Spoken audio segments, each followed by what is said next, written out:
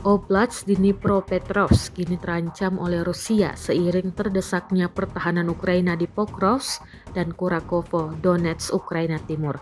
Pasalnya, wilayah yang menjadi perbatasan dua oblast tersebut sama sekali tidak didirikan benteng pertahanan.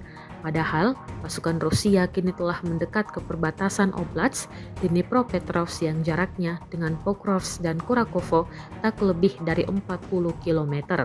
Media barat Financial Times mengabarkan bahwa sebenarnya Ukraina telah menganggarkan dana untuk pembangunan benteng di celah yang menghubungkan Dnipropetrovsk dengan Donetsk tersebut pada 2023 lalu. Ukraina telah menyiapkan dana sebesar 7,3 juta dolar Amerika Serikat atau sekitar 115 miliar rupiah. Namun, entah mengapa proyek tersebut tak digarap-garap. Baru dalam beberapa bulan setelah pasukan Rusia telah mendekati Kurakovo dan Pokrovsk, proyek tersebut baru digarap.